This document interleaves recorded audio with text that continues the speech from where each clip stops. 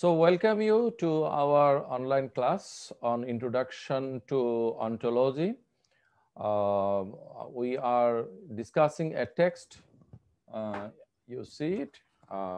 Nick Effingham is the writer of the text, An Introduction to Ontology.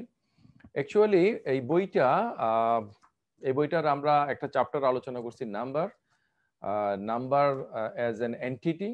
And every entity is a metaphysical entity, মানে যে কোনো এন্টিটিকে আমরা metaphysical sense থেকে দেখতে পারি ইন দ্যাট সেন্স। তাহলে আমরা যে নাম্বারগুলো বলি সেটার যে অন্টোলজি, তার মানে এটার যে ইনার ক্যারেক্টারিস্টিক, সেটা আমরা জানার চেষ্টা করছি। Before that I would like to put some comments on this book. This book is not so much rich. হ্যাঁ, আমাদের কারিকুলামে এই বইটা টেক্সট করার ব্যাপারে তখন আমি আসলে এটাকে সাজেস্ট করি নাই, যদিও আমি সেই কোর্স অফ কমিটি অফ কোর্সেসের মেম্বার ছিলাম বা আছি এখনো। তো এই বইটা খুব বেশি রিচ বই বলে আমার কাছে মনে হয় নাই। তারপরেও পড়াশোনার জন্য একটা বই এমনি এমনি করে উল্টিয়ে গিয়ে কিছুটা পরে দুই চারটা রেফারেন্স দিয়ে বইটা আমি পড়েছি, এভাবে বলার যে একটা প্রচলিত রীতি, সেটা খুবই বাজে রীতি। এক্সটেন্সিভ এবং ইন্টেন্সিভ দুটোই পড়াশোনা আমাদের দরকার। সেজন্য বেটার হয় যে একটা বইকে ধরে ধরে যদি আমরা প্রাথমিকভাবে আলোচনাটা করি। যখন আমরা একটা মাস্টারশিপ অর্জন করব, তখন হয়তো আমরা কথার কথা যে ওভারঅল একটা জিনিস নিয়ে আলোচনা করতে পারি। সুতরাং ওভারঅল আলোচনা হতে পারে দুইটা পর্যায়ে। একেবারেই মনে করে এই বইটা যে পড়ে নাই কিন্তু অন্টোলজি সম্বন্ধে জানতে চায়, তাকে আমি ওভারঅল কিছু কথাবার্তা বলবো, অথবা সে কিছু আমার বা কারো লেকচার শুনে বোঝার চেষ্টা করবে।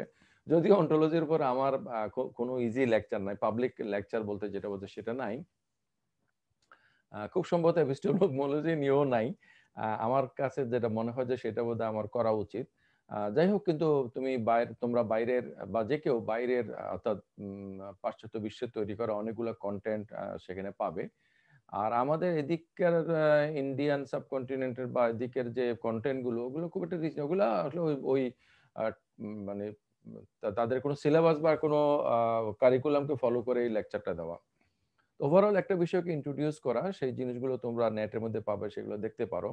তো কেউ যদি এরকম অন্টোলজি নিয়ে জানতে চায়, তো সাদামাটা সে কিছু আলোচনা করতে পারে উইদাউট বইয়ের ভিতরে না ঢুকে। আবার একটা হলো যে এই বইগুলো টেক্সটগুলো যার পড়া হয়েছে, একটা দুটা টেক্সট পড়া হয়েছে অ্যাটলিস্ট, বা দু তিনটা টেক্সট পড়া হয়েছে, তারা ওভারঅল একটা আলোচনা করতে পারে।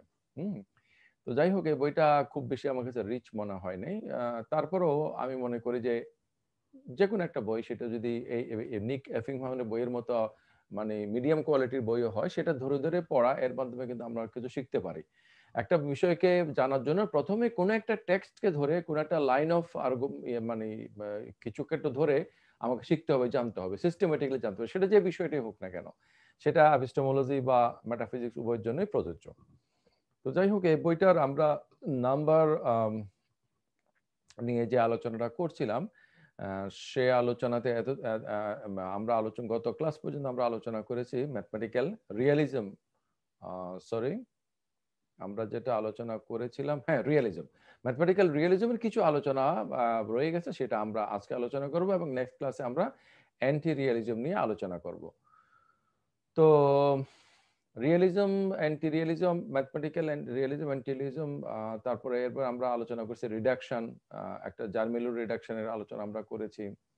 আজকে আমরা যে বন নিউম্যানের রিডাকশন নিয়ে আলোচনা করব, এবং এই ব্যাপারে বেনিসারাফের যে অবজেকশন সেটা নিয়ে আলোচনা করব। তো রিয়েলিজম, অ্যান্টি রিয়েলিজম, এটা সম্বন্ধে কি তোমাদের যা বলেছিলাম মনে আছে? যা মনে আছে সংক্ষেপে যদি একটু কেউ বলবে, সজীব, মাহফুজ, তোমাদের দুজনের কেউ বা অন্য কেউ? স্যার, রিয়েলিজম হচ্ছে যেটা হচ্ছে আমাদেরকে ইয়ের দিকে নিয়ে যায়, যে হচ্ছে কোন ধরনের হচ্ছে স্কিপটিসিজম আর কি, পজিশন। না না, একটা জিনিস ওই তোমাদের আমি সরি স্যার। সজীব, আমি হ্যাঁ আগে স্যার। বলেছিলাম, তুমি খেয়াল করো না, আবার একটু মনে রাখবে। সেটা হচ্ছে যে ওই এপিস্টেমিক বা এপিস্টেমোলজিক্যাল কনটেক্সটটাকে বাদ দিয়ে আমাদেরকে মেটাফিজিক্সে চিন্তা করতে হবে। স্যার, এটা চ্যাপ্টার তো নাম্বার এটা না চলতেছে এখনো? ফোর্থ চ্যাপ্টার, 4 মানে ফোর্থ চ্যাপ্টার নাম্বার, হ্যাঁ, সেটা চলছে। আচ্ছা, হ্যাঁ, সজীব,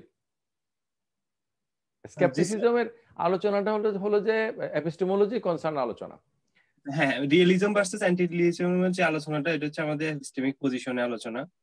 তো হচ্ছে মানে হচ্ছে রিয়েলিজম হচ্ছে মানে এখানে হচ্ছে এপিস্টেমিক পজিশনকে বোঝায়, এক্ষেত্রে আচ্ছা, আমি তোমাকে একটা জিনিস আর সহজ করে দিই, মানে নাম্বারগুলো এক্সিস্ট করে, রিয়েলি এক্সিস্ট করে। মানে রিয়েলিজম বোঝার জন্য একটা কথা, একটা টার্ম আমাদেরকে সবসময় মনে রাখতে হবে, কখনো ভোলা যাবে না, exist by itself. Exist by itself হলো রিয়েলিজম। ওকে, এখন নাম্বারগুলা এক্সিস্ট বাই ইটসেলফ যদি হয় তাহলে রিয়েলিস্ট পজিশন।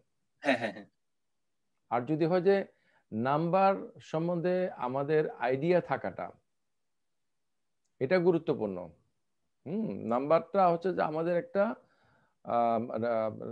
নাম্বারটা হচ্ছে আমাদের একটা মানে ক্রিয়েটেড জিনিস, আমাদের একটা আইডিয়া, আমাদের আইডিয়া। এর বাইরে, আমাদের আইডিয়ার বাইরে ইন্ডিপেন্ডেন্টলি নাম্বার এক্সিস্ট করে না। সেটা হচ্ছে অ্যান্টি রিয়েলিজম পজিশন। আপনি ওই উদাহরণ দিতে গিয়ে বলেছিলেন কলম, এটি একটি কলম। জি জি জি, হ্যাঁ, কলমের এক্সিস্টেন্স আছে, বাট একটা কলম, এই একের কোনো এক্সিস্টেন্স নেই। এটা কারা বলবে? এটা স্যার ওটা স্কিপ করছিলাম না, এই যে এখন আমরা আলোচনা করলাম রিয়েলিজম অ্যান্টি রিয়েলিজম, সেটার জি সাথে স্যার। নাসরিন যদি তুমি এখন যে কথাটা বললে সেটার সাথে যদি আমরা মিলাই যে একটা কলম, তুমি যেটা বলছো সেই কথাটা আবার রিপিট করো। একটা কলম, কলমের আমার এখানে একটা কলম, এই যে একটা কলম, হ্যাঁ হ্যাঁ, কলমের এক্সিস্টেন্স আছে, দ্যাট ইজ রিয়েলিজম। কিন্তু একের কোনো তো অবস্থান নেই। এক এটা আমরা শুধু ধারণাই করতে পারি, যেটা আমাদের ধারণা থেকে, আর ধারণার জিনিসটা তো রিয়েলি এক্সিস্ট করে কি করে না সেটা তো বলতে পারতেছি না। আচ্ছা আচ্ছা, তোমার সাথে আমি একটু কথা বলি, জাস্ট আমরা অ্যানালাইসিস করলে আমাদের মানে একটা মানে আমাদের ব্রেন শার্প হবে, তাই না? জি স্যার। তাহলে এই যে একটা জিনিস, এই জিনিসটার মধ্যে এক আছে, একটা কি আমার মাইন্ডের মধ্যে আইডিয়া হিসেবে আছে, নাকি নাকি এক আছে আউট দিয়ার ইন সাম প্ল্যাটোনিক ওয়ার্ল্ড? হ্যাঁ, আমি জাস্ট এটার সাথে এটাকে রিলেট করি। তাহলে তিনটা পজিশন, আমি উল্টা করে বলি। এক হলো বাইরে আছে জগতে, জগৎ মানে কোন একটা আইডিয়া হিসেবে আছে, সেই আইডিয়ার সাথে আমরা এগুলাকে ফেনোমেনন হিসেবে রিলেট করি, এটা হলো একটা আইডিয়া। আরটা হলো যে এই বস্তুটা আছে, একটা এই বস্তুর সাথেই আছে। আরটা হলো যে এক আছে আমার ব্রেনের মধ্যে আছে। তাহলে একটা কোথায় আছে তোমার মতে?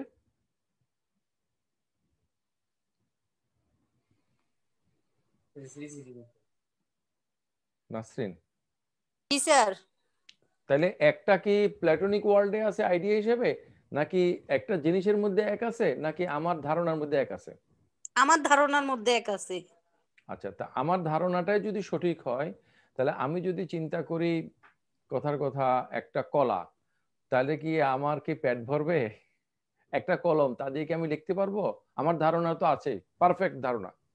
জি স্যার। আমাদের অনেক ধারণা একেবারে অবাস্তব, মানে নন ফিজিক্যাল সাপোজ, অথবা নন প্র্যাকটিক্যাল বা নন ফ্যাকচুয়াল, ফিকটিশিয়াস আইডিয়া, কিন্তু ধারণাটা খুবই ক্লিয়ার কাট। আমি যখন একটা ফ্লাইং হর্সের কথা কল্পনা করি, এটা খুবই ক্লিয়ার কাট, কিন্তু বাস্তবে কি আমি কোনো ফ্লাইং হর্সে রাইড করতে পারি? না স্যার। আর যদি বলি যে একটা আছে এই সংখ্যাটা বস্তুটার মধ্যে, এই বস্তুটাকে ডেস্ট্রয় করে ফেলে, তাহলে তো একটা তো ধ্বংস হয়ে যাওয়ার কথা, কারণ একটা যদি বস্তুর সাথে অ্যাটাচড হয়। আচ্ছা, আর একটা যদি আউট দিয়ার বাইরে হয়, তাহলে আউট দিয়ার বাইরে আইডিয়ার জিনিসটাকে আমি এটার সাথে রিলেট করছি, আসলে কি ঠিক মতো করছি কিনা, মানে আসলের প্রতিনিধি যদি আমরা বলি, তখন আমরা প্রশ্নটা আসবে যে যেটাকে প্রতিনিধি বলছে এটা আসলে প্রতিনিধি কিনা, আসলে সে ওর সাথে কানেক্টেড আছে কিনা, মিলছে কিনা। মনে করো আমি যদি বলি যে এই ছবিটা হচ্ছে যে নাসরিনের, তো নাসরিনের ছবিটা আসলে নাসরিনের কিনা, এটা অরিজিনাল নাসরিনের সাথে তো মিলতে হবে নাকি?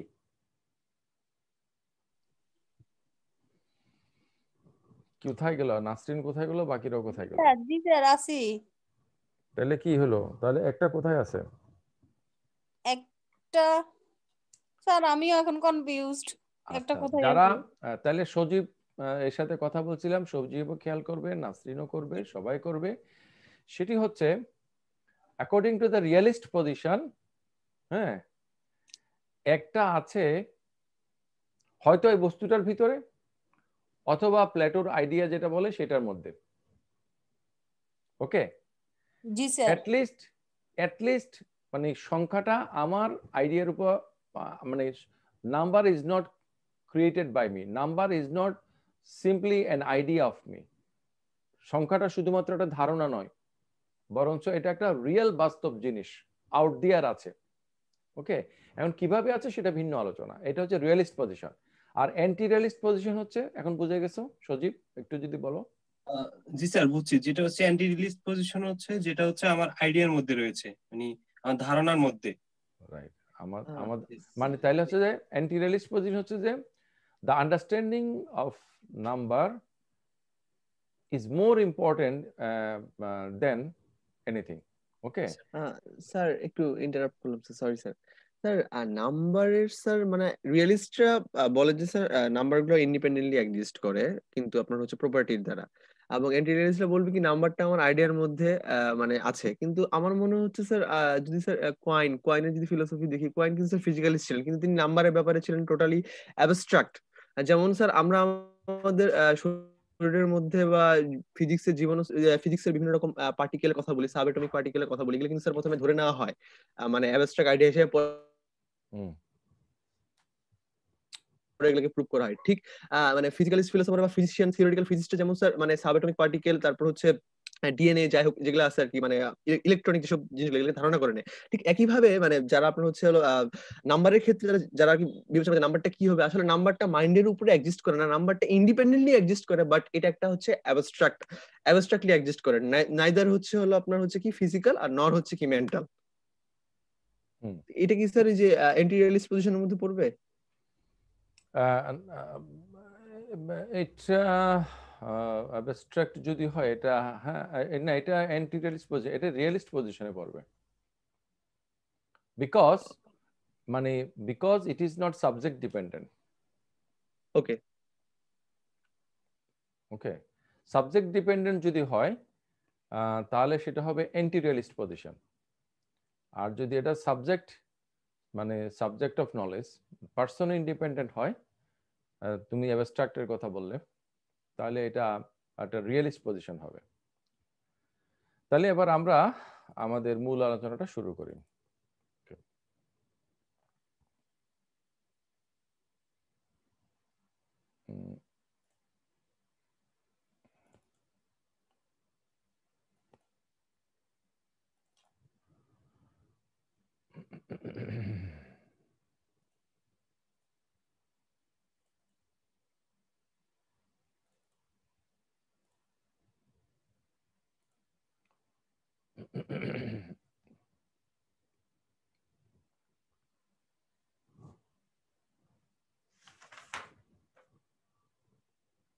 আজকে আমরা আলোচনা করব বেনিসারেফস প্রবলেম।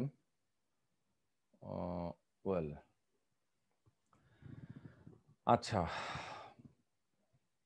তাহলে বেনিসারেফ প্রবলেম এটা আলোচনা করার আগে আমাদেরকে মানে অ্যানাদার কাইন্ড অফ রিডাকশন আলোচনা আমরা করব, যে রিডাকশনটা ভন নিউম্যান রিডাকশন হিসেবে পরিচিত। তো এই reduction সিস্টেমও identifies the number 0 with the empty set. কিন্তু এইটা যে successor of any number is the singleton of the predecessor, যে যার মিলিও রিডাকশনের যে নিয়ম, সেটার পরিবর্তে এটা ইয়ে করে যে the successor of number is the set of all of its predecessor. ওকে, তাহলে আমরা যদি বলি যে একটা জিরো মেম্বার হলে নাল সেট। ওকে, তো null set is a subset of this set. Okay, and this set is the subset of this set. Okay, 2, number 2, 3 নম্বর লেভেলে এসে আমরা দেখব যে এইটার এই সেটটার, তাহলে এই সেটটার সুপারসেট হবে এটা, অথবা এই সেটটার সাবসেট হবে এই সেটটা, এন্ড সো অন। এর আগে আমরা দেখেছিলাম যে কি ব্যাপারটা, এই যে জার্মেলিউ রিডাকশনে আমরা দেখেছি এই যে ইউ সি জার্মানি স্যার মানে সিঙ্গেলটন স্যার একটা এই যে সিঙ্গেলটন স্যার। সিস্টেমে, ওকে। জি স্যার। তাহলে এখানে এই যে ব্র্যাকেট দেওয়ার পদ্ধতিগুলো যে ডিফারেন্সটা, এই ডিফারেন্সটা রিপ্রেজেন্ট করছে যে এটার যে ইন্টারপ্রিটেশনের যে ডিফারেন্সটা এইটা, এবং এটার পাশাপাশি তোমরা যদি ভন নিউম্যানের এই রিডাকশন যে ইয়েটা প্রসেসটা যদি তোমরা খেয়াল করো, তোমরা দেখবে যে এটা ডিফারেন্স, ওকে। জি স্যার। স্যার জি, জার্মেলুটার ইয়ারটার নাম কি? জার্মেলিউ রিডাকশন ওখানে হলো বেসড অন সিঙ্গেলেটন, ওকে। সিঙ্গেলেটন হচ্ছে যে suppose 2 is the singleton of 1, আর ভন নিউম্যানের ক্ষেত্রে হচ্ছে যে 2 is the superset of 1, 1 is the subset of 2, okay. Sir তাহলে আমরা দুইটা স্যার যখন ভন নিউম্যানের যখন 2 এর কথা বলবো তখন স্যার 0 থাকবে 1 ও থাকবে, আবার যখন 3 এর কথা বলবো তখন স্যার 0 থাকবে 1 ও থাকবে 2 ও থাকবে স্যার। আর হচ্ছে কিন্তু কিন্তু কিন্তু এই 0 1 2 3 থাকা বা একটা সিঙ্গেলেটনের মধ্যে একটা সেট থাকা, তুমি কথাটা যেভাবেই বলো না কেন, at the end of the day এইটা ঠিক আছে, সরি এই লাইনটা ঠিক আছে, জি জি আমার জি ভুল হচ্ছে, অর্থাৎ 0 1 2 3 4 এটা ঠিক আছে, হ্যাঁ জি এটা ঠিক আছে স্যার। রাইট। তা আমি যেটা বারবার বলার চেষ্টা করেছি যে mathematical similarity doesn't mean that two things are identical, ওকে। আচ্ছা, সেটা আমার ওই জিরো নিয়ে যে আর্টিকেল সেখানে আমি দেখানোর চেষ্টা করেছি। তাহলে আমরা দুইটা ইয়া পাইলাম, কম্পিটিং রিডাকশন পাইলাম, হ্যাঁ, দুইটা কম্পিটিং রিডাকশন পাইলাম নাম্বারের ক্ষেত্রে। আমরা যদি নাল সেটকে দিয়ে শুরু করি, তাহলে এখানে বেনিসেরা বলবে যে we have a competing reduction that's just as good than whichever reduction we pick. There is no reason to pick that reduction over its competitor. এখন তুমি এই রিডাকশনের ক্ষেত্রে এইটাকে নিবা নাকি ওইটাকে নিবা, মানে তুমি কি সিঙ্গেলটন বেসিসে করবা নাকি সেট সাবসেট বেসিসে করবা, দুইটার কোনটা করবা? তো দুইটার যে কোনো একটা যদি করো, তাহলে তুমি কেন মানে এটাকে বেছে নিয়েছো ওইটাকে নাও নাই, ওটাকে কেন বেছে নিবা এটাকে কেন নিবা না? এটার তো কোনো মানে যুক্তিসঙ্গত কারণ তোমার কাছে নাই, হ্যাঁ। এবং তুমি যদি বলো যে দুইটা ওয়েতে আসা সত্ত্বেও দুইটাই সঠিক, আমি গত ক্লাসে বলেছিলাম যে চট্টগ্রাম বিশ্ববিদ্যালয়ে কেউ এসছে রাউজান থেকে, কেউ আসছে ষোলশহর থেকে, কেউ আসছে বিশ্ববিদ্যালয়ের কোনো আবাসিক এলাকা থেকে, তারা সবাই বিশ্ববিদ্যালয়ে আসছে, সবাই বিশ্ববিদ্যালয়ের ছাত্র, কোন একটা দিকে তাদের মিল আছে, কিন্তু আমরা বলতে পারবো না যে দুইটা মানে ইটস অল দ্য সেম। তাহলে দুই দুই বলতে কি আমি কি সেট থিওরিটিক ইন্টারপ্রিটেশনে এটাকে বুঝাবো নাকি দুই বলতে আমি এটাকে বুঝাবো, ওকে। তাহলে দ্বিতীয়টা হচ্ছে জার্মেলিউ রিডাকশন, আর ইয়াতে আর এটা হচ্ছে যে ভন নিউম্যানের রিডাকশনের যে আমরা ইয়া দেখেছি সেটার মধ্যে। তাহলে এই দুইটা সেট তো আসলে আইডেন্টিক্যাল না, এইটা এবং এইটা, এটাকে আমরা কি আইডেন্টিক্যাল বলবো? না, আইডেন্টিক্যাল না। না স্যার আইডেন্টিক্যাল না, দুইটাই কিন্তু নাম্বার 2 কে রিপ্রেজেন্ট করে। জি sir. Same number. As those two sets do not have the same members, they cannot be identical. তাহলে এই দুইটা সেটের মেম্বার কিন্তু সেম না, যার কারণে এই সেট দুটাকে আমরা সেম বলতে পারবো না, কিন্তু দুইটা সেটে কিন্তু একটা সেম নাম্বারকে রিপ্রেজেন্ট করছে। If two were identical with both two sets, then as identity is transitive, then this set would be identical, which is not. So it looks as if we have to arbitrarily pick one of the reductions with no guarantee, with no argument to prefer it over any other choice. তাহলে আমি যখন একটাকে choice করব অন্যটাকে করব না, কথা কথা two বলতে আমি এটাকে নিচ্ছি, কথা কথা টু বলতে আমি এটাকে নিচ্ছি না, কিসের ভিত্তিতে আমি করছি? আমি যদি বলা যায় আরবিট্রারি যেটাই করেন দুটাই ঠিক, কিন্তু দুটা তো সেম না। So it looks as if we have to, আচ্ছা এটা বললাম, such arbitrariness, says Benacerraf, is unsavory, and it is bad to say that you have arrived at your conclusion by arbitrary means. তাহলে আমি গত ক্লাসে যেটা বলেছিলাম যে if you enter a room, okay, if you enter a room from different doors, okay, তাহলে রুমের বাসিন্দা হিসেবে তুমি ঠিকই আছো, দুজন দুই দিক থেকে আসছো, দুজনের রুমের মধ্যে আছো, কিন্তু একজন একদিক থেকে আসছে আরেকজন আরেক থেকে আসছে, সুতরাং তাদের কাজটা সমান হবে না। আমি যে কার্ডিনালিটিতে বুঝাইছি যে সাপোজ একটা কোঅর্ডিনেটের মধ্যে একটা জিনিস আছে 3/4, আর একটা কোঅর্ডিনেটের মধ্যে আছে 3/4, দুটার কিন্তু বর্গক্ষেত্র সমান, বর্গ মানে ক্ষেত্রফলটা সমান হবে, সাইজটা সমান হবে। দুটার সাইজ সমান হলেও কিন্তু আমরা বলবো না এটা 3 × 4 = 12, এটা 3 × 4 = 12, তাহলে দুইটাই সমান। দুইটা কিন্তু দুই কোঅর্ডিনেটে, একটা সাপোজ লেফট সাইড, একটা হচ্ছে রাইট সাইড। হ্যাঁ, তাহলে 2 + 3 = 5 এবং 3 + 2 = 5 তো আর নট সেম না? হ্যাঁ হ্যাঁ, এইটাই হচ্ছে যে সজীব, জি স্যার। মানে আই এম সো হ্যাপি যে তুমি চমৎকার একটা উদাহরণ বলেছো যে 2 + 3 = 5, 3 + 2 = 5, সাপোজ 4 + 1 = 5।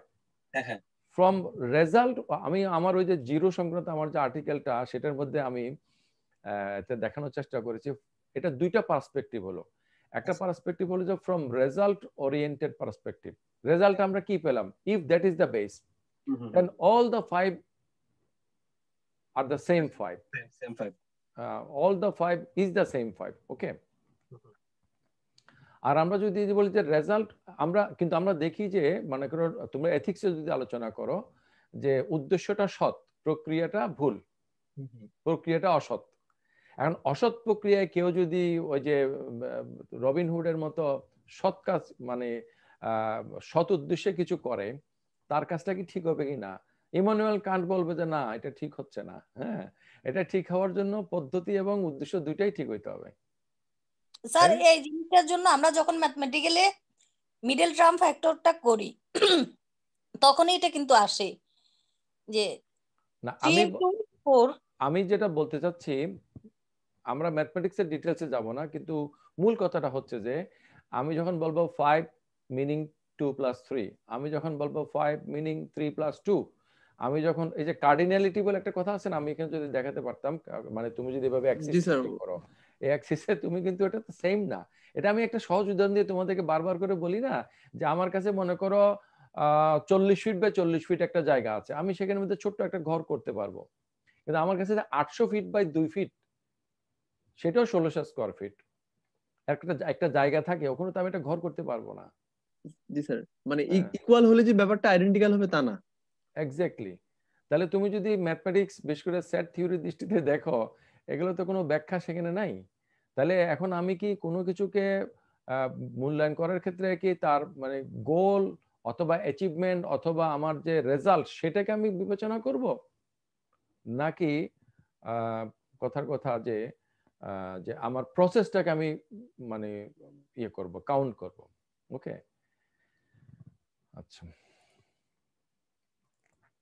তাহলে আমরা বুঝতে পারছি যে বেনিসেরাফ যে এখানে এটা বলছে যে এই আরবিট্রারি মিনসে যদি আমরা যদি একই রেজাল্টটা পাই, তাহলে বোঝা যাবে যে আসলে এখানে প্রসেসের মধ্যে কোনো একটা গন্ডগোল আছে আর কি। এটাই বেনিসেরাফ দেখানোর চেষ্টা করেছে।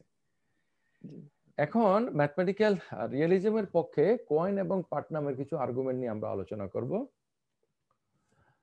তো এখন ম্যাথমেটিক্যাল এন্টিটি গুলো রিয়েলি এক্সিস্ট করে কিনা, যদি রিয়েলি এক্সিস্ট করে তাহলে দে আর মানে realism, mathematical realism is correct. Are really যদি এক্সিস্ট না করে, তাহলে সেগুলো যদি আমাদের মানে মিয়ার আইডিয়া হয়, তাহলে অ্যান্টি রিয়েলিজম ইজ কারেক্ট। ওকে, এখন বলা হচ্ছে যে ম্যাথমেটিক্যাল এন্টিটি গুলো আর ইন্ডিসপেন্সিবল মানে অপরিহার্য to theories which we think we are true. আমরা যেসব থিওরিগুলোকে সঠিক মনে করি, সেটার জন্য এগুলো ইন্ডিসপেন্সিবল হওয়াটা জরুরি। সাপোজ 2 + 3 = 5, 2 + 3 = 5, এটা কি আমার জন্য সত্য আর বাকিদের জন্য সত্য হতেও পারে নাও পারে এরকম, নাকি সবার জন্য সত্য? সবার জন্য সত্য। যদি সবার জন্য সত্য এই কথাটা আমি মেনে নেই, তাহলে আমার পজিশনটা কি দাঁড়ায়? Realist position. Realist position. আর এবং সেটা সবার জন্য যদি সত্য না হয়, ম্যাথমেটিক্যাল এন্টিটি গুলো, ক্যালকুলেশন গুলো, অ্যারিথমেটিক যা কিছু প্রপোজিশন গুলো, তাহলে তো আমাদের সবকিছু কলাপস করবে, করবে না? সুতরাং প্র্যাকটিক্যালি এটা আমাদের জন্য ইন্ডিসপেন্সিবল। লেভিস একজন রাইটার, উনি একটা বই পার্টস অফ ক্লাসেস এর মধ্যে এসব আর্গুমেন্ট দিয়েছে। তিনি বলছেন যে ম্যাথমেটিক্সটা যেহেতু ইন্ডিসপেন্সিবল, সেট থিওরি হচ্ছে যে ম্যাথমেটিক্সের একটা ইন্টারপ্রিটেশন, ওয়েভ ইন্টারপ্রিটেশন, সুতরাং এটা হচ্ছে যে ইন্ডিসপেন্সিবল। তাহলে তোমরা ফিলোসফাররা তোমরা এই ম্যাথমেটিক্সের কিছু প্রবলেমকে দেখাইয়া ম্যাথমেটিক্স সেট থিওরি এগুলোকে বাতিল করে দিবা। এই যে একটু আগে আমরা যে বেনিসারেফের প্রবলেম বা অবজেকশন দেখলাম, তোমরা কারা, তোমাদের কি লেজিটিমেসি আছে? হ্যাঁ, এটা লেভিস বলতে চাইছে। লেভিস বলতে চাইছে যে তোমরা ফিলোসফি ডিপার্টমেন্টে কিছু অন্টোলজিক্যাল প্রবলেম বের করছো, এই যে বলছে কিছু ফিউ অন্টোলজিক্যাল প্রবলেম তোমরা বের করলা অ্যাবস্ট্রাক্ট এন্টিটি বা নাম্বার সম্বন্ধে। তারপরে ম্যাথমেটিক্স ডিপার্টমেন্টে গিয়ে বলে যে থামো, তোমরা ম্যাথ ট্যাগ বন্ধ করো, তোমাদের এইসব সেট থিওরি এগুলো বাতিল করো, এগুলোর মধ্যে অন্টোলজিক্যাল প্রবলেম আছে। তো বলছে যে এইটা একটা হাস্যকর যুক্তি। বলছে তাই যদি হয় তাহলে তো ফিলোসফাররা যেসব আরো যেসব অদ্ভুত অদ্ভুত কথা বলে সেগুলো নিয়ে কি করা হবে? উদাহরণ হিসেবে সে বলছে যে যেন বলছে যে মোশন বলে কোনো কিছু নাই। তোমাদের মনে আছে না গ্রিক ফিলোসফিতে?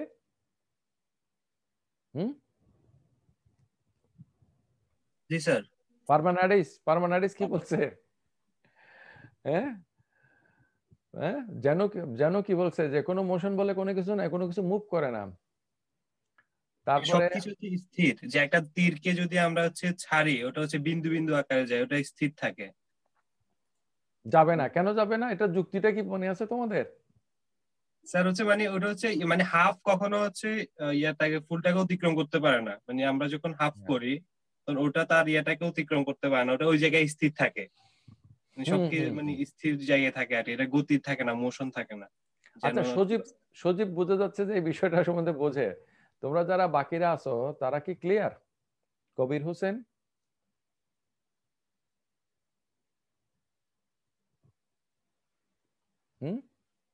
কবির হোসেনকে আমাকে শুনতে পাচ্ছ?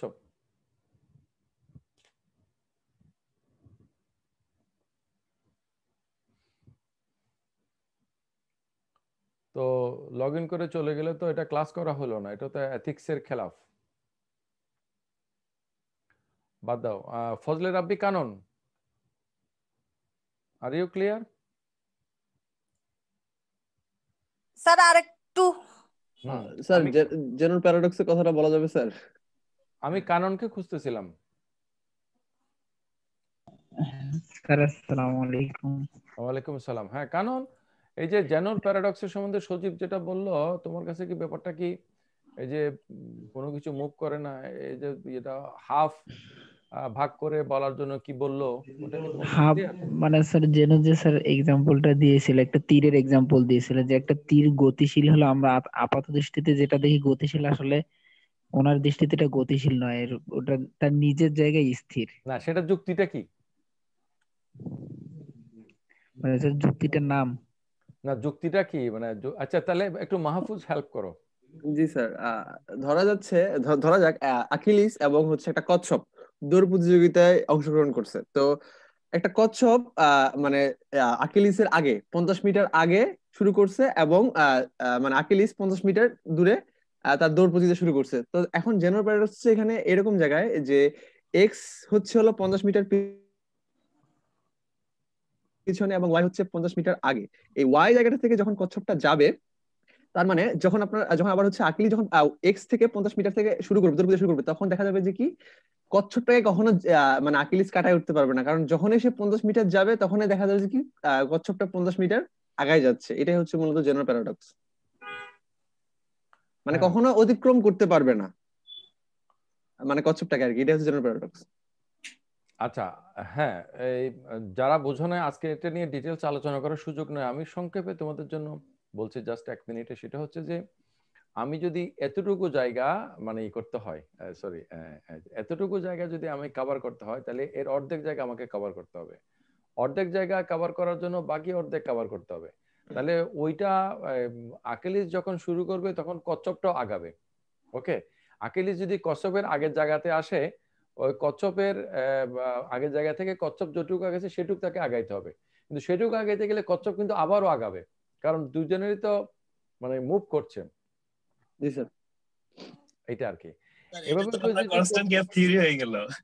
তাহলে ব্যাপারটা হচ্ছে, বলতে চাচ্ছে যে থিওরিটিক্যালি কিন্তু আমরা কিন্তু কোন একটা গন্তব্যে পৌঁছতে পারি না, কারণ একটা গন্তব্যে পৌঁছার জন্য আমাকে সেই গন্তব্যের অর্ধেকে যেতে হবে, অর্ধেকে যাওয়ার পরে বাকি অর্ধেক, এভাবে অর্ধেক অর্ধেক অর্ধেক করে গেলে আমরা কিন্তু একটা ইনডিটারমিনেট ফিগার পাই, মানে ইনফিনিট একটা ফ্র্যাকশন পাই, যে ফ্র্যাকশনটাকে থিওরিটিক্যালি আসলে আমাদের পক্ষে অতিক্রম করে যাওয়া সম্ভব না।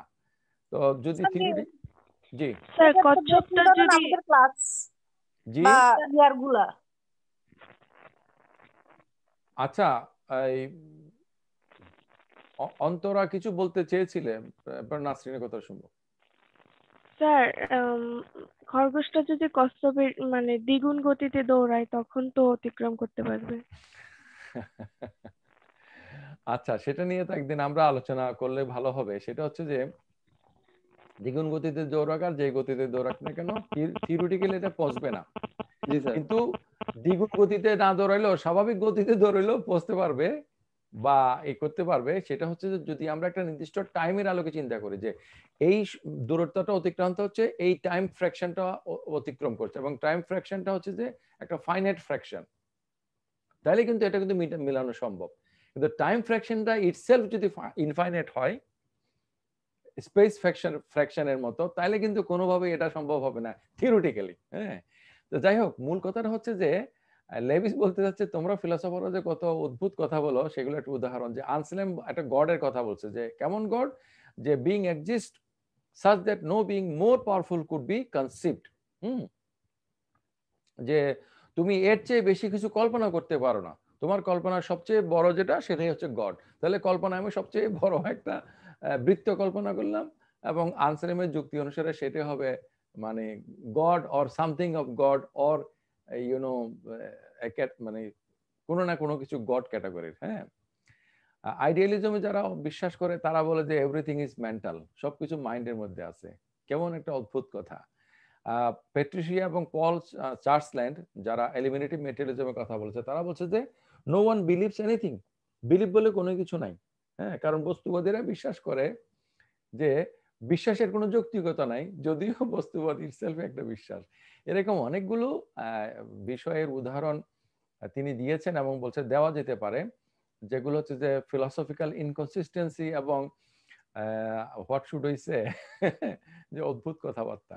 এরকম কিছু অদ্ভুত কথাবার্তা তোমরা যদি ফিলসফাররা সেট থিওরির ব্যাপারে বের করো, তোমাদের মতো করে করতে পারো, কারণ তোমাদের হিসাবে তো কখনো কি বলে যেন একটা তীর ছুড়লে সেটা গন্তব্যে পৌঁছবে না, কিন্তু আমরা যখন তীর ছুড়ি সেটা ঠিকই গন্তব্যে পৌঁছে। তাহলে আমরা যারা doing science on basis of mathematics, যে আমাদের বিষয়টা হচ্ছে খুবই প্র্যাকটিক্যাল, এবং ওই যে যেটা ডকিন্স বলছে যে ইট ওয়ার্কস, এটা কাজে লাগে।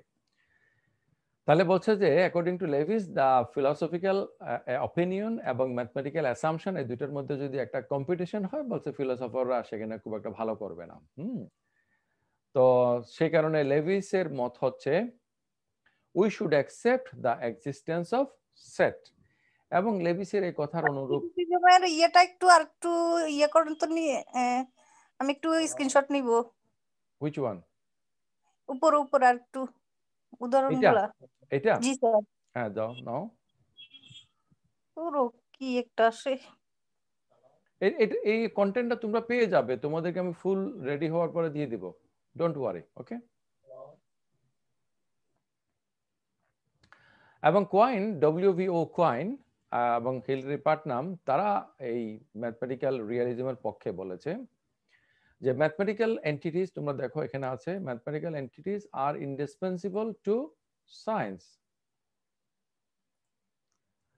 and this indispensability to science is a motivation to believe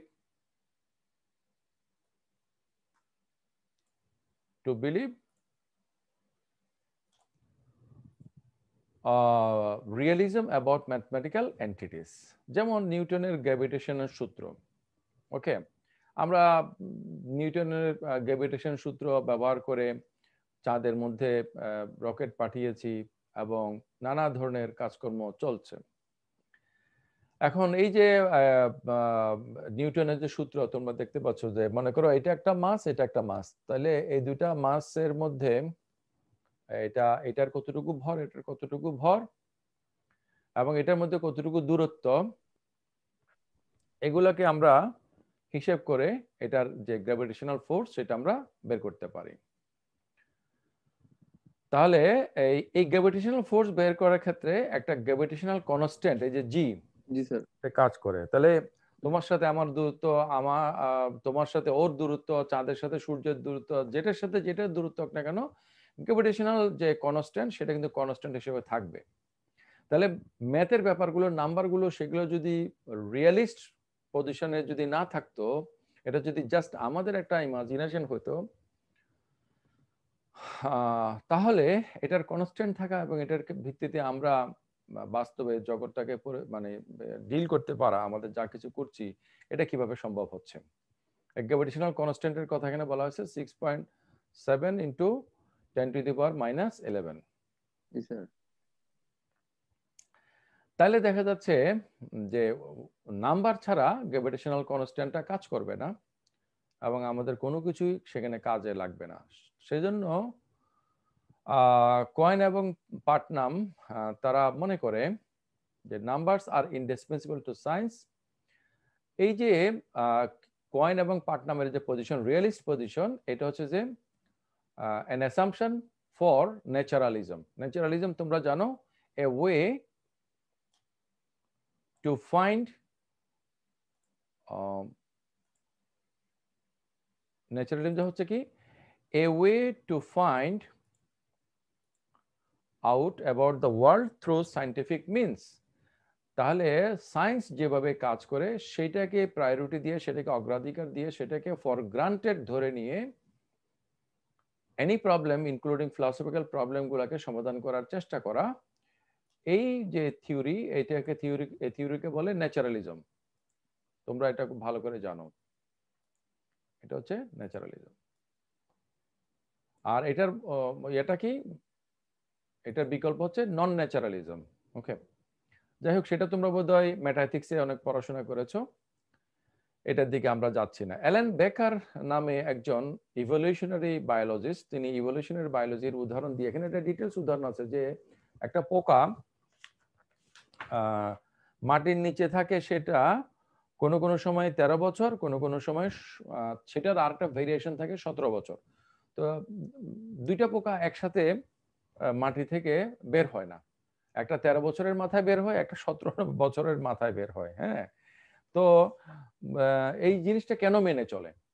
হ্যাঁ, এই জিনিসটা মেনে চলে, এখানের মধ্যে ডিটেলস একটা উদাহরণ দিয়ে দেখাইছে যে ওই লার্ভিটা যখন 13 বছর পরে যখন মাটির বাইরে আসে, সে অল্প কিছু সময় বেঁচে থাকে, তারপর মারা যায়।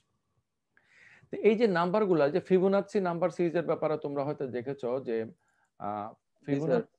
ফিবোনাচ্চি নাম্বার সিরিজ নিয়ে তোমরা পড়াশোনা করলে তোমাদের মাথা খারাপ হয়ে যাবে। জি স্যার, ফিবোনাচ্চি সিকোয়েন্স, ম্যান্ডেলবোর্ডস রেট, সকল কিছুর মধ্যে এটাকে একটা গোল্ডেন রেশিও বলে আর কি, একটা রেশিও থাকে। প্যাটার্ন আছে স্যার ম্যাথমেটিক্যাল, সেইটা আমার এখানে আমার ডায়েরিতে আছে। আমি আচ্ছা ক্লাসের সময় হয়ে যাবে তোমাদের, এটা আমি দেখানোর জন্য আগে ইমেজ নিয়ে রাখা দরকার ছিল। এভাবে যদি আমরা বায়োলজিক্যাল ফিল্ডে যদি আমরা খোঁজখবর নেই, পর্যবেক্ষণ করি, পড়াশোনা করি, দেখি, তাহলে আমরা দেখবো যে নাম্বার এখানে একটা বিরাট রোল প্লে করে। হ্যাঁ, এবং তোমরা দেখো যে মানে কথা এক এক ধরনের নাম্বার সেখানের মধ্যে এক একভাবে রোল প্লে করে। তাহলে এই যে নাম্বারগুলো যদি রিয়েলি আউট দেয়ার এক্সিস্ট না করতো, তাহলে আমাদের বাইরে, যেমন কথা জগতে যদি মানুষ সৃষ্টি নাও হইতো, আমরা একদিন আলোচনা করেছিলাম, তাহলে তো জগতের জন্য কোনো অসুবিধা ছিল না, আমাদের জন্য অসুবিধা। হ্যাঁ, ওকে, তাহলে নাম্বারগুলো যদি আমাদের মানে হিউম্যান কনস্ট্রাক্ট হয়ে থাকে, তাহলে তো হিউম্যান না থাকলে নাম্বারও থাকার কথা ছিল না। কিন্তু আমরা দেখছি যে in biological field evolution has worked and is working actually on basis of mathematical calculations, on basis of numbers. তাহলে দেখা যাচ্ছে যে লাইফ সাইকেলের ক্ষেত্রে প্রাইম নাম্বারটা একটা বিরাট ভূমিকা পালন করে। তো এটা কেন হয়? যদি নাম্বারগুলো রিয়েলি এক্সিস্ট না করতো। এটার প্রবলেমটা হচ্ছে, এই আলোচনা আমরা আজকে যা করলাম সেটার কিছু প্রবলেম আছে, সেগুলো যদি আমরা দেখতে যাই তাহলে আমরা দেখি, while some mathematical entities may appear to be indispensable to science, others seem more esoteric and deal with abstract matters that barely relate to anything practical. Okay. For instance, infinity can come in different sizes. তাহলে mathematical বিষয়গুলো, এন্টিটিগুলো আমাদের মানে জগতের পরিচালনার জন্য আমাদের বাইরে এটা ইন্ডিপেন্ডেন্টলি কাজ করে। It is indispensable to science, everything, এটা রিয়েলিস্ট পজিশন আমরা বলতে পারি। কিন্তু মাঝে মাঝে ম্যাথমেটিক্যাল এন্টিটিগুলো মোর এসোটেরিক। এসোটেরিক মানে কি? যেটা খুব অল্প লোকেরা বোঝে, মানে গুপ্তবিদ্যা, গূঢ় রহস্য টাইপের ব্যাপার, so complex, so apparently meaningless দেখায়, যে যেটাকে আমরা প্র্যাকটিক্যালি কোনো বাস্তব জগতের সাথে আমরা মিলাতে পারি না। যেমন ডিফারেন্ট সাইজেস অফ ইনফিনিটি। ওকে, এখন মানে ইনফিনিটি, আমি যদি বলি বিগার ইনফিনিটি, আমি যদি স্মলার ইনফিনিটি, এটা একটা কাউন্টার ইনটুইটিভ, কমন সেন্স বিরোধী একটা কথা।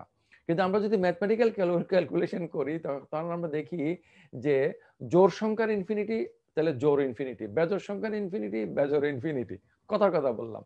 এভাবে বিভিন্ন ধরনের আমরা ইনফিনিটি পাই। তো ইনফিনিটি তো ইনফিনিটি ইনফিনিটি ইনফিনিটি তো ছোট ইনফিনিটি, বড় ইনফিনিটি, জোড় ইনফিনিটি, বেজোড় ইনফিনিটি, এটা হতে পারে না। কিন্তু ম্যাথমেটিক্যালি যদি সেটা পাই, তাহলে ম্যাথমেটিক্স যদি রিয়েল হয়, ম্যাথমেটিক্সে যা আছে তা যদি জগতে থেকে থাকে, তাহলে তো bigger infinity, smaller infinity, odd infinity বা ইভেন ইনফিনিটি, নানা ধরনের ইনফিনিটি থাকার কথা। এটা একটা উদাহরণ হিসেবে আর কি। হ্যাঁ, এখানে বলছে, so we have to conclude not just finite numbers are numbers but infinite numbers as well, what we call transfinite cardinals. তাহলে এখানে একটা ভাগ করা হচ্ছে যে ফাইনাইট, ইনফাইনাইট আর হলো ট্রান্সফাইনাইট, মাঝামাঝি। তা আমরা যে অ্যান্থোলজিতে ভাগ করি, একটা হলো যে যেটা বিয়ন্ডে আছে নুমেনন, যেটা সামনে আছে ফেনোমেনন। এখন আমি যখন রিলেট করি, আমি কি বস্তুটার সাথে রিলেট করি না বস্তুটার ডাটার সাথে রিলেট করি? রাসেলের মতো লোকেরা বলবে যে আমরা বস্তু ডাটার সাথে রিলেট করি, বস্তুটাকে আমরা অ্যাসিউম করি এবং বস্তুটা রিয়েলি এক্সিস্ট করে। আর ফেনোমেনোলজিক্যাল যে পজিশন, ফেনোমেনোলজিক্যাল পজিশন হচ্ছে যে বস্তুটা আছে নাই সেটা আমরা জানি না, এটা একটা স্ক্যাপটিক পজিশন। তেমনি করে ফিনিটিজম এবং ইনফিনিটিজম মাঝখানে হচ্ছে ট্রান্সফিনিটিজম, অর্থাৎ এটা হচ্ছে যে ইনফিনিট, যেমন এক্সিস্টেন্স অফ গডের ক্ষেত্রে তোমরা যদি বলো, কেউ যদি বলে গড ডাজন্ট এক্সিস্ট, তাহলে he or she has to provide proof that God does not exist.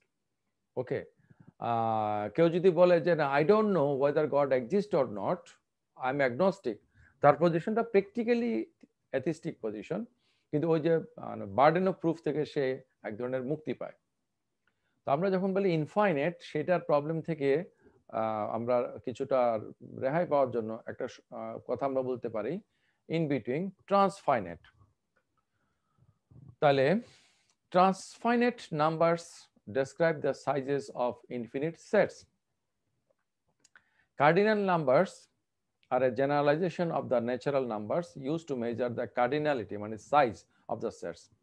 Cardinality of a finite set is a natural number of elements in the set. However, there are many sizes of infinity. Infinities are infinitely many according to mathematical calculation. The smaller sizes, they never feature in scientific explanation. তাহলে infinitely small যদি হয় সেটাকে আমি অগ্রাহ্য করব। যেমন করে আমি আমার শোনার যে ক্যাপাসিটি আছে, এই ক্যাপাসিটির লোয়েস্ট ক্যাপাসিটির নিচে যদি কোনো শব্দ তরঙ্গের মানে শব্দ তৈরি হয়, সেটাকে আমি মানে কার্যত এটাকে আমি অগ্রাহ্য করব। সেটার বেশিও যদি হয় সেটাকে আমি অগ্রাহ্য করব। তাহলে একটা কিছু আমার limitation, two graphs and two process, সেটাকে আমি বলবো যে ইট ডাজন্ট এক্সিস্ট। তো সায়েন্টিফিক এক্সপ্লেনেশনে যেগুলো স্মলার ইনফিনিটি সেটাকেও আমরা বাদ দেই, যেটা লার্জার সেটাকেও আমরা বাদ দেই। এই সমস্যার ব্যাপারে কয়েন বলবে this sort of stuff isn't indispensable at all. এই জিনিসগুলো আসলে ইন্ডিসপেন্সিবল নয় সায়েন্সের জন্য। হ্যাঁ, তাহলে এগুলো যদি ইন্ডিসপেন্সিবল না হয় তাহলে এই জিনিসগুলো কি? হ্যাঁ, তিনি বলবে এগুলো হচ্ছে ম্যাথমেটিক্যাল রিয়াকশন। হ্যাঁ, তাহলে দেখো ম্যাথমেটিক্যাল রিয়ালিজমের কথা বলে সেগুলোর গন্ডগোলকে ধামাচাপা দিতে গিয়া ওনাদের মতো জ্ঞানী জ্ঞানী লোকেরা বলছে যে ম্যাথমেটিক্যাল রিয়াকশন ম্যাথমেটিক্যাল রিক্রিয়েশন। এই জন্যই দেখো যে উল্টাপাল্টা যেসব ফিলসফি আছে, কন্টিনেন্টাল ফিলসফি তার একটা প্রধান উদাহরণ, এবং এই জন্য কন্টিনেন্টাল ফিলসফিকে আমি খুবই অপছন্দ করি। আমি ইচ্ছে করে এ ব্যাপারে অজ্ঞ থাকছি, কারণ সহজ করার জন্য কন্টিনেন্টাল ফিলসফি আসছে, অ্যানালাইটিক ফিলসফির অ্যানালাইসিস থেকে মানুষকে মুক্তি দেওয়ার জন্য। কিন্তু এক একটা শব্দের সাথে আরেকটা শব্দ হাইপেন লাগাইয়া প্যারাফ্রেজ করা, জোর করা, কথার মধ্যে নানা ধরনের জটিলতা সৃষ্টি করা, মাল্টি লেভেলে মিনিং তৈরি করা, এই কাজগুলো কিন্তু সব কন্টিনেন্টাল ফিলসফি করে গেছে। সেজন্য আমি খুবই ডিসলাইক করি এটাকে। তো দেখো যে এরা একটা শব্দ বের করছে যে ম্যাথমেটিক্যাল রিক্রিয়েশন। বলছে এই জিনিসগুলো আসলে খুব ইন্ডিসপেন্সিবল না, এগুলো আমাদের দরকার না। তাহলে যেটা আমি পারি না আমি বলবো যে সেটা আসলে ভালো জিনিস না, এটা দরকার নাই। He gave no time whatsoever to thinking to those recreational parts of mathematics bore on ontology. তাহলে এগুলোকে তারা অস্বীকার করার চেষ্টা করেছে। তাহলে শেষ কথা হিসেবে আমরা পেলাম, one problem would be that indispensability only guarantees the existence of certain numbers, not all numbers. তাহলে কিছু কিছু নাম্বার আমাদের জন্য practically indispensable, but not all the numbers. তাহলে মানে ইন্ডিসপেন্সিবিলিটি যদি আমরা নাম্বারের ক্ষেত্রে বলি, তাহলে কিন্তু এমন অনেক ম্যাথমেটিক্যাল এন্টিটি তৈরি হতে পারে, এমন অনেক ম্যাথমেটিক্যাল কথাবার্তা তৈরি হতে পারে যেগুলোকে ওই যে সেই লেভিস ফিলোসফির যে উল্টাপাল্টা কথা হিসেবে বলছে যে ফিলোসফাররা এত উল্টাপাল্টা কথা বলে, সুতরাং ফিলোসফারদের কোনো অধিকার নাই ম্যাথমেটিক্স ডিপার্টমেন্টে গিয়ে বলা যে হে ভাই সকল তোমরা কিন্তু ভুল করতেছ। তো ফিলোসফি যদি এরকম করে কাউকে বলতে না পারে, সবাই যদি যার যার মতো করে চলে, that will be a nice world, but that will be a dogmatically nice world. That will not be a nice world which is intelligible, which is argumentative, and which works with logic. This is what I wanted to say for today's class. আমাদের হাতে আর 12 minute সময় আছে, সেটা আমরা প্রশ্নোত্তর এবং আলোচনা হিসেবে কাজে লাগাতে পারি। আর পরবর্তী ক্লাসে আমরা আলোচনা করব, সেটা একটু বলে দেই, সেটা হচ্ছে you see anti realist position. এতক্ষণ পর্যন্ত আমরা আলোচনা করেছি realist position about numbers. From the next class আমরা আলোচনা করব anti realist position about number. Okay, now questions. Sir বলবো? হ্যাঁ প্লিজ। হ্যাঁ স্যার, আমরা কিন্তু স্যার ছোট থেকে দেখা যায় যে আমরা আগে ন্যাচারাল নাম্বার গুলো আগে শিখি, 1 2 3 4 5 6। তো ধরা যাক সজীব আছে এখানে আমাদের সাথে, ধরা যাক সজীব এবং আমি, আমাদের ম্যাথমেটিক্যাল কোনো ধারণা নেই, আমরা ছোটবেলায় আর কি ফিরে গেলাম। তো আমাদেরকে প্রথমে মানে লজিক এবং সেট থিওরি শেখানো হইলো, ন্যাচারাল নাম্বার না শিখিয়ে লজিক এবং সেট থিওরি শেখানো হইলো। তো আমি বুঝে বলছি তুমি কি বলতে চাচ্ছ, শেষ করো। জি স্যার, এখন কথা হচ্ছে, এখন আমি সেট থিওরি শিখছি, এখন আমার কাছে আমি জেরমেলের অর্ডিনাল আমি গ্রহণ করছি এবং সজীব গ্রহণ করছে ভন নিউম্যানের অর্ডিনাল। তো এখন স্যার দেখা যাচ্ছে যে সে একটা আউটপুট পাচ্ছে, আমি একটা আউটপুট পাচ্ছি। তো দেখা যাচ্ছে যে এখানে একটা ম্যাথমেটিক্যাল ডিলেমা সৃষ্টি হয়ে গেল না? তখন সেই ক্ষেত্রে আমি কোনটাকে আমি সত্য বলবো, কোনটাকে আমি মিথ্যা বলবো? সুতরাং নাম্বারের যে বিষয়টা স্যার, এখানে স্যার মনে হচ্ছে যে এগুলা ইন্ডিপেন্ডেন্টলি এক্সিস্ট করে, এবং স্যার সেগুলা মাইন্ডের মধ্যেও করে এবং হচ্ছে মাইন্ডের বাইরেও করে, এবং এভরিথিং ইজ ম্যাথমেটিক্স আমার কাছে মনে হচ্ছে, ম্যাথমেটিক্যাল নাম্বারস। তোমার কথা রেসপন্স করার আগে তোমার কাছে একটু জিজ্ঞেস করি, তুমি কি এই টেক্সটটা পড়েছো বাসায়? জি স্যার। ও, টেক্সটের মধ্যে কিন্তু এই তোমার এই কথাটা এক জায়গাতে আছে।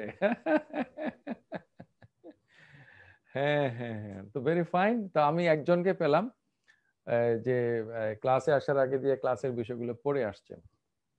আচ্ছা, মাহফুজ যেটা বলেছে তোমাদেরই বন্ধু, তোমাদের মধ্যে তো নিশ্চয়ই সবাই ভালো করে জিনিসটা বোঝো নাই। না স্যার। আচ্ছা নাসরিন, আমি তোমার সাথে একটু পরে কথা বলছি। আমাদের ক্লাসে যারা হাজিরা দিয়ে যে কেটে পড়ছে, কারা কারা কেটে পড়লো? মাহফুজ, মাহফুজ জি স্যার, জি। এই মুহূর্তে কারা কারা প্রেজেন্ট আছে সেটা তুমি একটু করো। আমি দেখতে পাচ্ছি আমি ছাড়া 11 জন। আচ্ছা আচ্ছা, এখানে স্যার অনেকেই চলে যাচ্ছে। বৃষ্টি আছে, তাবাসসুম আছে, সুমাইয়া আছে। না না, আমি বলি আমি ছাড়া যে 11 জন আছে আজকে শুধু তাদের রোল নাম্বার গুলো আমাকে হ্যালো। পৌঁছাবা।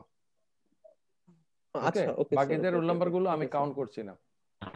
ওকে ওকে স্যার, ওকে এটা খুবই একটা মানে কাজ তারা স্যার। করলো। এখন স্যার আরেকবার আমাকে স্যার প্রেজেন্টটা নিতে হবে স্যার এখন। হ্যাঁ, তুমি করো, তুমি তুমি না, তুমি এখান থেকে পার্টিসিপেন্ট লিস্ট দেখে করে ফেলো।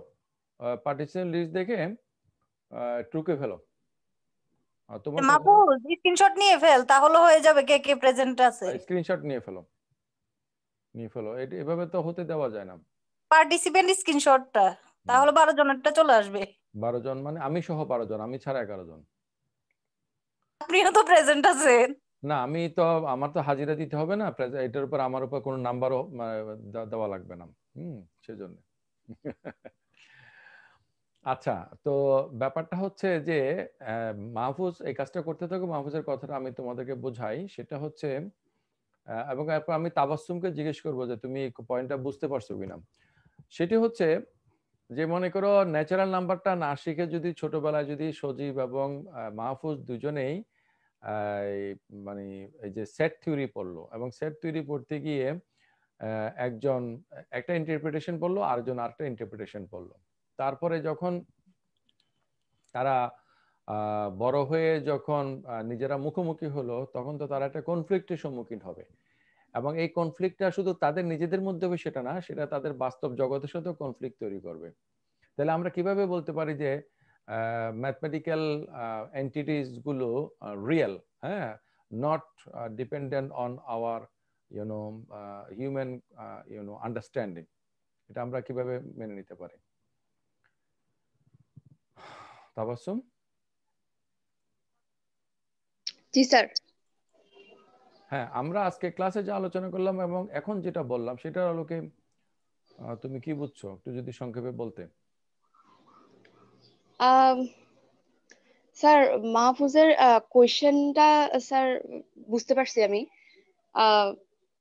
এই বাস্তব জীবনে প্রভাব যেটা পড়বে, আমার কাছে মনে হচ্ছে যে মানে ন্যাচারাল নাম্বারটা দিয়ে মানে আমি মনে হয় বুঝাই বলতে পারবো না যে সজীব যখন মুখোমুখি হবে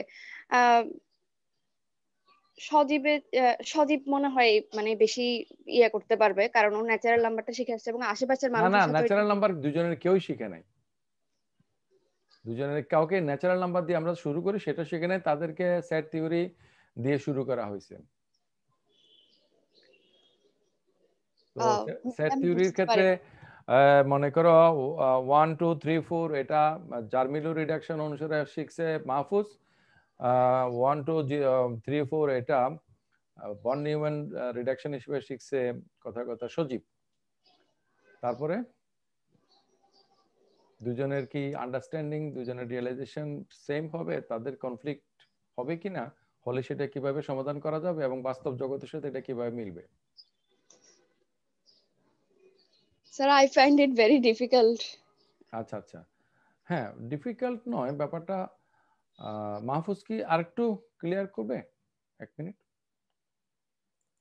স্যার তো এখানে স্যার দেখা যাচ্ছে যে কি আমি প্রথমে ন্যাচারাল নাম্বার গুলো শিখছি, ন্যাচারাল নাম্বার গুলো শেখার পরে আমি তারপর একটা সেট তৈরি করছি।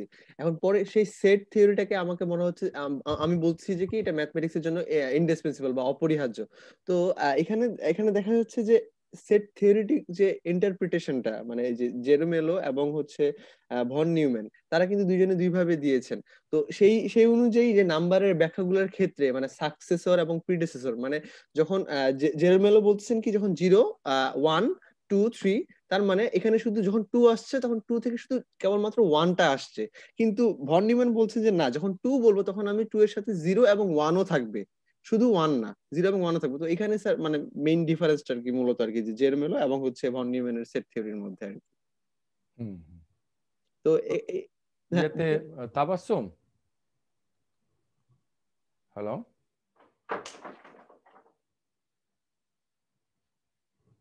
তাবাসসুম কি আছে?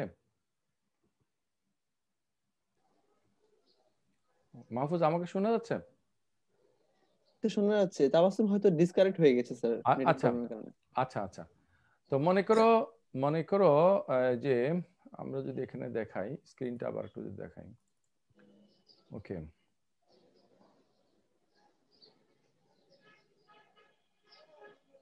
তাহলে এই যে আমাদের যে ইয়াটা এই যে মানে ভন নিউম্যান যে রিডাকশন যে স্ট্র্যাটেজিটা, হ্যাঁ, তাহলে এইটা মানে এই তুমি এটা দেখো, এই সেট, জি স্যার, এবং আমরা যদি এটা পাশাপাশি রাখলে বোধহয় ভালো হতো আমাদের দেখতে। আবার এই সেট এবং আমরা যদি কথা এই সেটটা দেখি, দুটো সেট কিন্তু এক না। হ্যাঁ, জি স্যার, এক না। রাইট, এটা আর কি। তো যাই হোক, আমি যেটা বলতে চাচ্ছিলাম সেটা হচ্ছে যে ম্যাথমেটিক্যাল যে রিয়েলিজমের কথা বলা হচ্ছে, সে রিয়েলিজম এবং অ্যান্টি রিয়েলিজম, এটা কনফ্লিক্ট সলভ করার জন্য মাহফুজ যেখানে শেষ করেছো সেটার সাথে আমার একটা কথা হলো যে, যেটা আমি নাসরিনকে বলেছিলাম, নাসরিন তোমাকে জি আমি স্যার। একটা প্রশ্ন করছিলাম না যে কলমটা কোথায়, আমার পকেটের কলমটা, আচ্ছা রাইট, মনে করো কলমটা, জি তাহলে স্যার। এক সংখ্যাটা আছে একটা প্ল্যাটনিক ওয়ার্ল্ডে। জি স্যার। এক সংখ্যা, একটা কলম, একটা চশমা, একটা মানুষ, একটা মাইক্রোফোন, বিভিন্ন জিনিসের মধ্যে এটার এক্সাম্পলিফিকেশন হচ্ছে, উদাহরণের মধ্যে প্রকাশ হচ্ছে। এটা হলো একটা ইন্টারপ্রিটেশন, আন্ডারস্ট্যান্ডিং। আর একটা আন্ডারস্ট্যান্ডিং হচ্ছে যে এক আছে সব একটা জিনিসের মধ্যে, একটা জিনিস এবং এক, এই দুইটা হচ্ছে যে আইডেন্টিক্যাল রিলেশন। ওকে, জি স্যার। আর একটা ইন্টারপ্রিটেশন হচ্ছে যে একটা হচ্ছে যে আমাদের একটা হিউম্যান ব্রেন কনস্ট্রাক্ট, এটার মধ্যে নাই, আলাদা আমাদের ব্রেনের বাইরেও নাই। জি এই স্যার। তিনটা পজিশনের পক্ষে যুক্তি আছে, তিনটা পজিশনের বিপক্ষেও যুক্তি আছে। যেমন প্ল্যাটনিক ওয়ার্ল্ডে যদি থাকে তাহলে ওই ওয়ার্ল্ডটা রিয়েল, ওইটার সাথে আমরা মিলাবো এটা, কিন্তু ওইটার সাথে এটা মিলাইছে কিনা সেটা আমরা কিভাবে বুঝবো? মনে করি আমরা মনে করতেছি মিলছে, আমাদের বাইরে ওই যে ইনকমপ্লিটনেস থিওরাম, ওই যে গডেলের, আমাদের বাইরে ইন্ডিপেন্ডেন্টলি আমরা কি করবো? এই জন্য ডেকার্ট সোজাসাপটা গডকে নিয়ে আসছে, যে গড আমাদেরকে এই ইন্দ্রিয় অভিজ্ঞতা দিছে, গড আমাদেরকে রিজন দিছে, গডের দেওয়া সব মানে যুক্তি বুদ্ধিকে কাজে লাগে আমরা যা কিছু শিখছি। সুতরাং এগুলো যদি ঠিক হয়ে থাকে, গড নিজে কিন্তু একজন ন্যায়পরায়ণ হবে, তিনি আমাদেরকে রিসিভ করবেন না।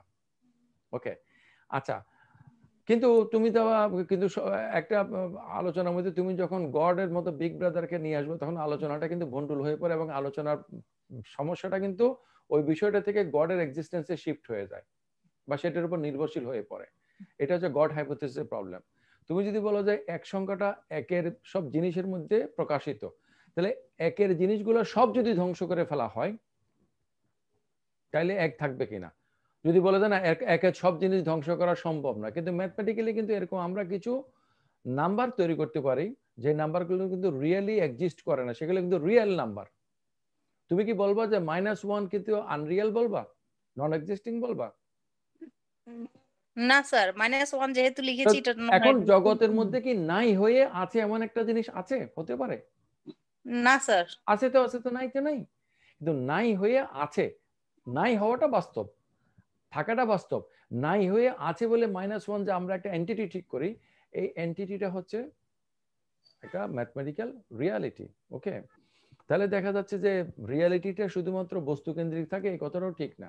আবার যদি বলি যে আমাদের হিউম্যান কনস্ট্রাক্ট, তাহলে হিউম্যান কনস্ট্রাক্টে তো সমস্যাটা বললাম যে মানুষেরা না থাকলেও তো দুনিয়াটা চলতো, মানুষ ছাড়াই তো দুনিয়ার মধ্যে সব ম্যাথমেটিক্যালি সবকিছু হচ্ছে। হ্যাঁ, তাহলে সমাধানটা এটাই হতে পারে যে আসলে এই তিনটা অবস্থানই সঠিক। ম্যাথমেটিক্যাল এন্টিটি গুলো রিয়েল, এবং এই রিয়েল এন্টিটি গুলোকে আমরা রিয়েল বস্তুর মাধ্যমে জানি, এবং আমাদের ব্রেনে আইডিয়া হিসেবে সেগুলোকে আমরা কানেক্ট করার মাধ্যমে সেগুলো আমাদের জন্য রিয়েল হয়ে ওঠে।